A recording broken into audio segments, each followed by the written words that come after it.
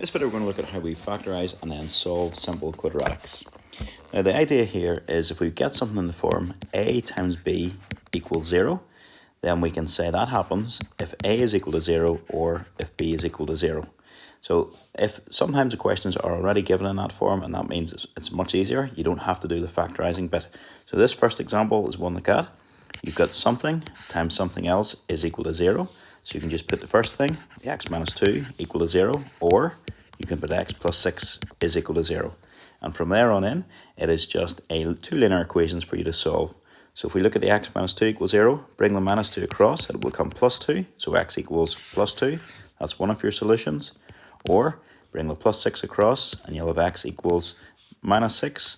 And that's your other solution. So your two answers, x equals 2 or x equals minus 6. This next example, very, very important here, this one. You have your two terms on different sides of the equal sign. So what you must do always in a quadratic is to bring it all to one side so it is equal to 0. So that's one of the key things about solving quadratics. So here, we're going to bring the 24x squared across, so it becomes minus 24x, and now, very importantly, you've got the 0 term. Once you've got the 0, then what you can do is factorize. So this is one of the easier types of quadratics because there's only two terms. So you can just pull x, or 3x in this case, outside a bracket, which leaves you x minus 8. And then again, you're back in this form, a times b is equal to 0, which means a is equal to 0 or b is equal to 0. So here, 3x, put that equal to 0, and x minus 8, put that equal to 0. If 3x equals 0, that means x equals 0.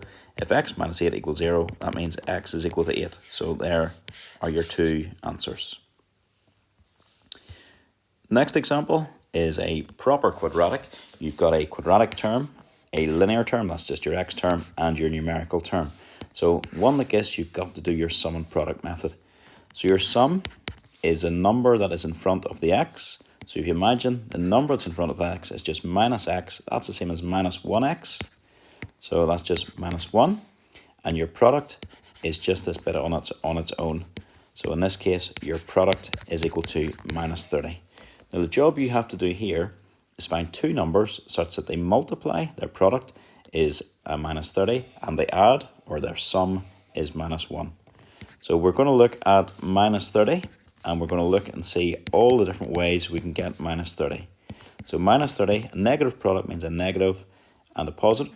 So minus 1 times minus 30, and just go through them all. Minus 2 times 15, minus 3 times 10, minus 4 won't work, minus 5 times 6, minus 6 times 5, minus 10 times 3, minus 15 times 2, and minus 30 times 1.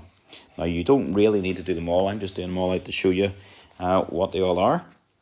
And if we look at this first one here, if you add those two numbers, all of these numbers multiply to give minus 30, but if you add the first two numbers, minus 1 and 30, you get 29. Add these two, you'll get 13. Add these two, you'll get 7.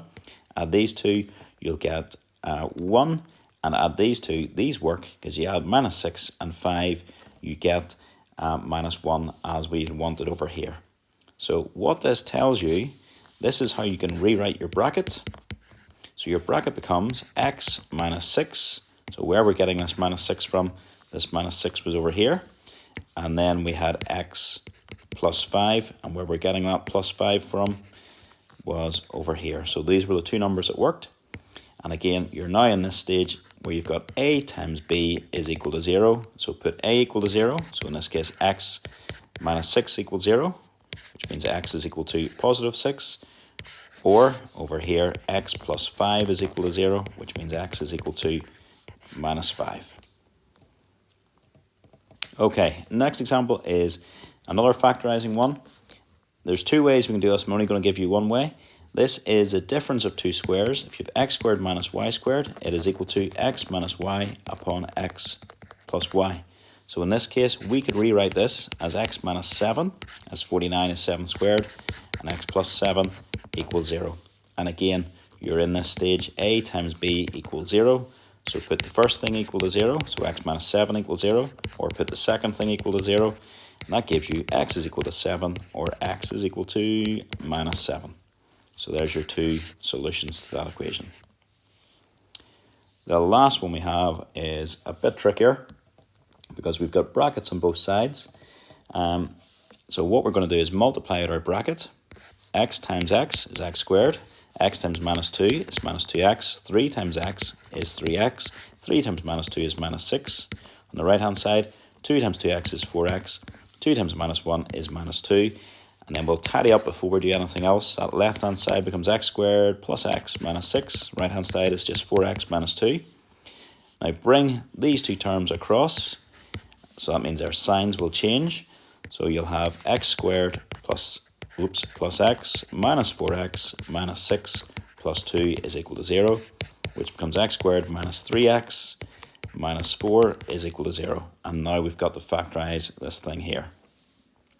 So we have got here our sum is equal to minus 3 and our product is equal to minus 4. So we're going to go through minus 4 and look at all the ways you can get minus 4.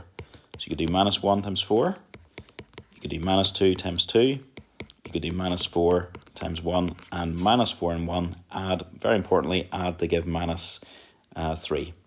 So again, we can then rewrite our equation as x minus 4 upon x plus 1 equals 0. So again, where we got those numbers, minus 4 was from here, and the plus 1 was from here. So put your now in your situation again, a times b equals 0. So x minus 4 equals 0. X is equal to 4, or x plus 1 is equal to 0, which means x is equal to minus 1. And there we have it. So I think we've covered all the possible ones for our simple quadratics. So hopefully we're now sorted.